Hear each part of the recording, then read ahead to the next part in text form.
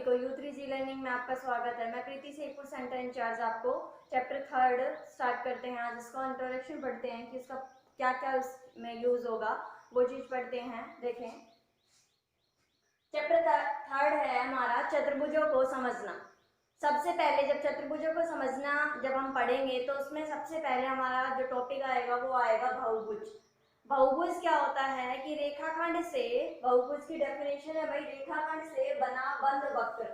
ठीक है, जब रेखाखंड से बना बंद वक्र है, अब हमें ये पता होना चाहिए रेखाखंड क्या होता है, वक्र क्या होता है, बंद क्या होता है। ठीक है, बंद हमें पता है कोई भी चीज बंद होगी यानी खुली, कहीं से भी उसमें गैप नहीं होगा। वक्र क्या होगा, तीन चीजें भाई।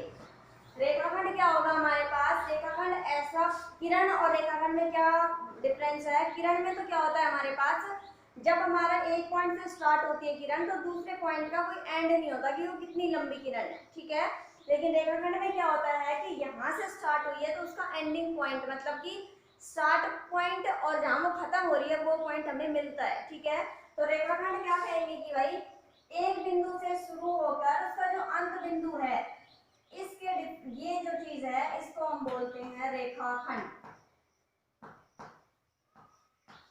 क्लियर। अब है वक्र। वक्र क्या होता है हमारे पास, जो टेढ़ी मेढ़ी चीजों से बना हो। वक्र का मतलब एक तरह से टेढ़ा होता है। तो वक्र क्या होगा भाई, ये चीजें या ये सारे वक्र हैं। ठीक है, अब बंद वक्र बोला है तो बंद के लिए क्या होगा कि ये बंद होना चाहिए। ठीक है, बंद हो गया, लेकिन ये बंद वक्र बना है ओनली रेखाखंड से नहीं बना। रेखाखंड से कौन सा बनेगा भाई, मान लो ये रेखाखंड है, यहाँ से स्टार्ट हुआ, फिर यहाँ आया, फिर यहाँ गया और फिर यहाँ आया, यानी जिस पॉइंट से हमारा स्टार्ट हुआ था वक्र और उसी पॉइंट पे आके बंद हो गया, तब हम कहेंगे कि ये बहुभुज है।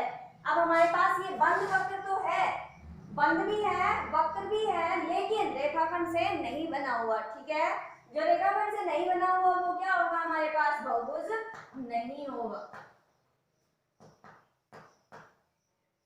ठीक है, अब ये बंद तो है, ठीक है, अब बंद है लेकिन वक्र भी है, लेकिन क्या नहीं है, रेखाखंड से बना हुआ नहीं है, तो इसका मतलब ये भी बहुभुज नहीं है। ठीक है,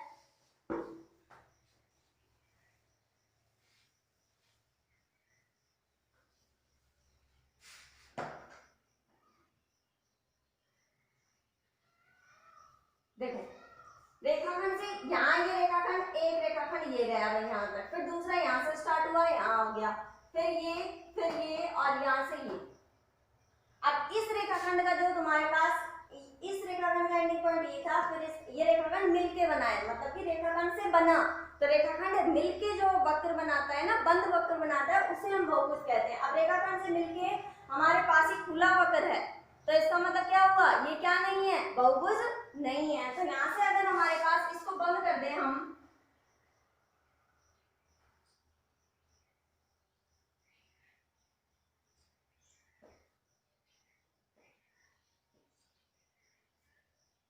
तो ये क्या हो जाएगा भाई, हमारे पास बहुभुज हो जाएगा। ठीक है, इसको हम बोल देंगे कि बहुभुज है, क्योंकि जब तक तो हमारे पास खुला था तब तक तो हमारे पास ये बंद वक्र था ही नहीं, तो इसका मतलब बहुभुज नहीं था।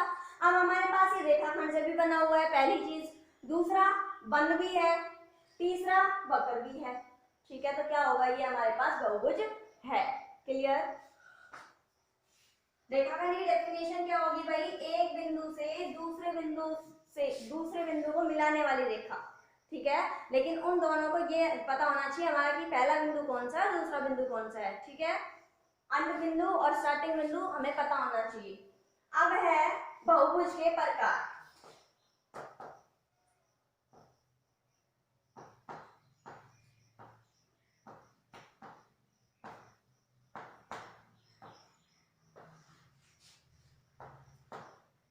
बहुभुज के प्रकार क्या है भाई,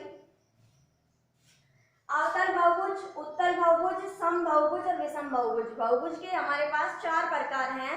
पहला है अवतल बहुभुज। अवतल बहुभुज में हमारे पास क्या होगा, पहली बात तो बहुभुज तो होगा ही, तो इसका मतलब कहीं ना कहीं वो बंद वक्र मिलेंगे, रेखाखंड से बंद मिलेंगे। उसमें क्या होगा हमारे पास, कोई भी जो हमारे पास कोण होगा, अब बहुभुज है, मान लो तुम्हारे पास अभी हमने ये बहुभुज बनाया था, अब इसमें कहीं ना कहीं ये कोण तो है ही कि कितना डिग्री के हैं, तो उसमें अवतल बहुभुज में कम से कम एक कोण 180 डिग्री से ज्यादा होना चाहिए, ठीक है, तो वो हम अवतल बहुभुज कहेंगे। उत्तल बहुभुज में क्या होगा कि जो हमारे पास उत्तल बहुभुज है उसमें सभी कोण, किसी भी बहुभुज में जिसमें सारे कोण 180 डिग्री से कम हो तो क्या होगा, उत्तल बहुभुज होगा। सम बहुभुज किसे कहेंगे, जिसमें ऐसा बहुभुज जिसमें सभी कोण और सभी भुजाएं क्या हो, बराबर हो, तो हमारे पास समबाहुभुज होगा। और विषम बहुभुज क्या होगा हमारे पास, जिसमें ना तो भुजा बराबर हो और ना कोण बराबर हो, उसे क्या कहेंगे हम, विषम बहुभुज। ये हमारे 4 प्रकार हैं किसके, बहुभुज के प्रकार के, ठीक है। अब इसके बाद हमारे पास आता है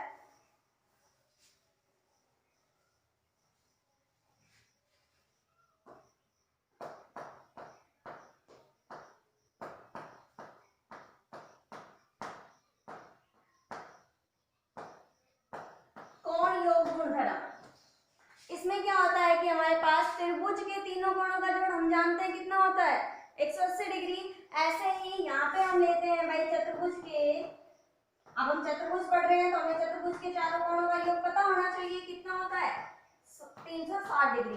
चतुर्भुज के चारों कोणों का योग